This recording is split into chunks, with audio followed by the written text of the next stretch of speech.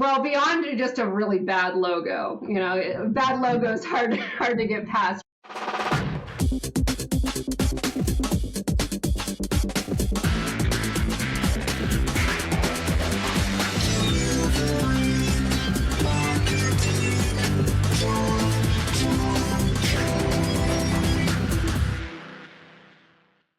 Hey there, and welcome to a brand new episode of Delivering Marketing Joy. I am your host, Kirby Hassman, and joining me today is a brand new rock star. Super excited to dive into the conversation today. She's strategic programs at Score Promotions, Sarah Marie Clark. Thanks so much for joining me. Thanks for having me, Kirby. This is exciting. Yeah. So you and I both live in the branded merch space. So I know we're going to talk a little bit about branded merch today, which I love to do. And I was looking into it, and you wrote a blog recently that kind of got me smiling because you were like, this is the thing that your merch partners want you to know when you do a rebrand, and I'll put in parentheses, or if you just create a logo, right? If you're just starting out. Yeah. So can you talk about some advice you give when people are doing a rebrand? Absolutely. Yeah, that blog came really out of necessity. I had a great client that was going through a rebrand, and my connection there, she was a real champion for our partnership, but she didn't really have a seat at the table for the rebrand on those final decisions. And I mean, sometimes we're able to kind of collaborate with our clients' rebrand team really closely, and sometimes we are more just brought in at the end to come up with some merchandise ideas for them to throw into their new guidelines. But so I put that together, and it really helped her communicate her needs for the new logo. And we ended up with a great final logo that was really visually appealing, and it was versatile. And we were able to maintain its integrity when we printed it on a bunch of different merchandise, which helped a lot with the different decoration methods. So yeah, pay attention to the details, and remember the colors or the complexity of the logo can either make it amazing to work with, or it can cause you a lot of world of frustration, and really limit your options when it comes to what you can apply it to on merchandise. Yeah, for years I always like, can you just bring, it doesn't have to be me, just bring someone who's ever printed something on anything into the conversation, because the technology's there where people can create some amazing, beautiful logos that will not translate on a pen. And so having someone in the room who sort of understands some of those decoration techniques. I think sometimes we live in a world where it's just like, okay, it works in digital and it works on my computer screen, so it's great. You know what I mean? Then you try to embroider it and it's just not good. Yeah, exactly.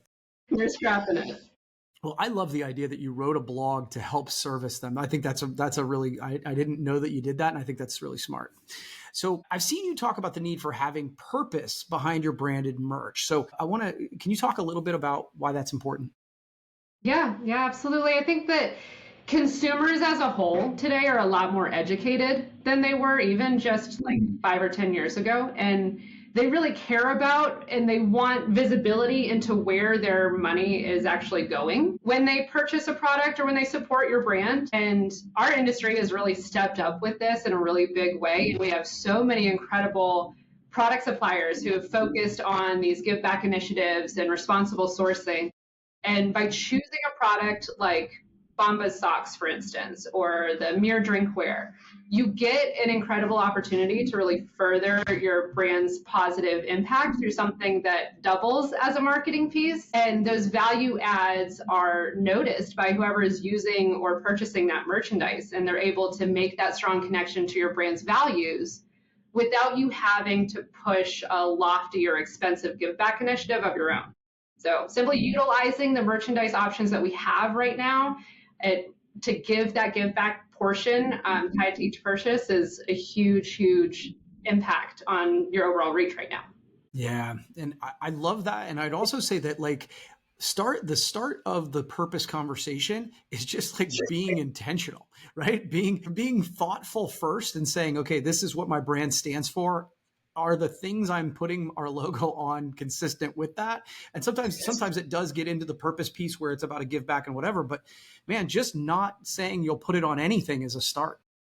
Absolutely. Yeah, and a lot of our partners, if you were to partner with Patagonia, for instance, they're not willing to put their name next to some that don't have values that are aligned.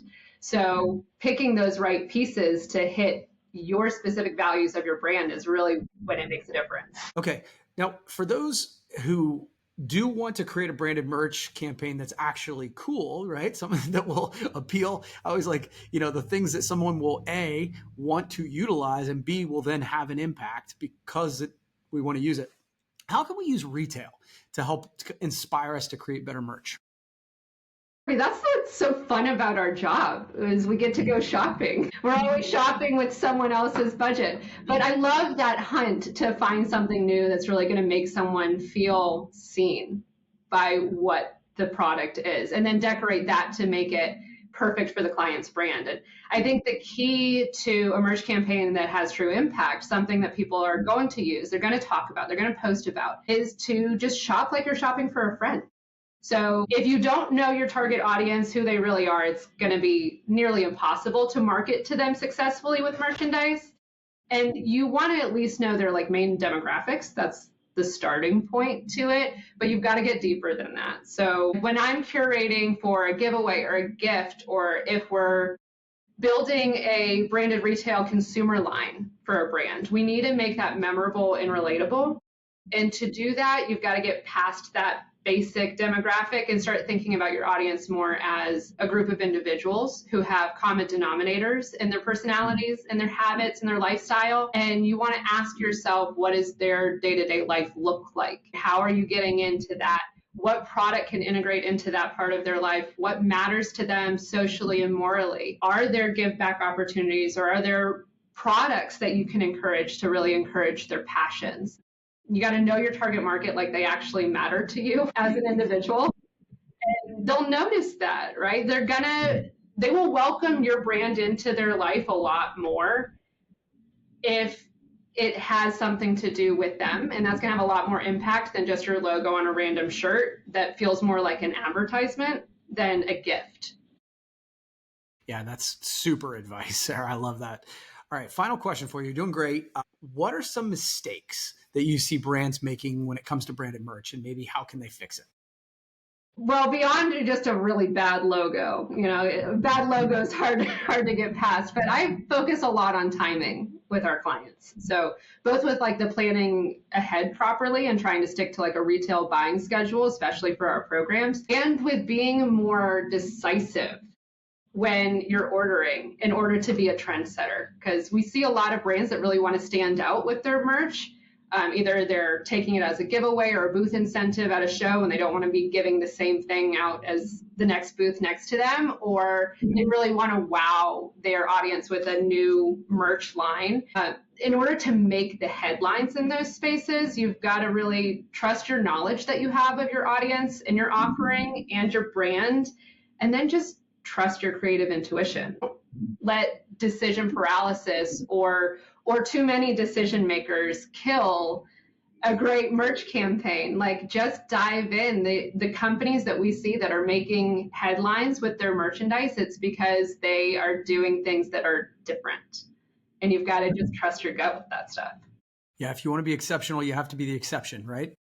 I love that. Yeah. So, I think it's funny to me, regardless of platform, and this is just something that popped into my head. When I talk to digital marketers, they say this. When I talk to you and we're talking about physical, so digital or physical, it always comes back to understanding your target market, understanding who you're trying to serve. If you don't do that, and it's this is so foundational, but people think, oh yeah, I know that. I want to skip it and I want to go ahead and see the cool t-shirt, right? Or whatever it is. It's man, understanding exactly who you're trying to serve changes everything about what you might be doing.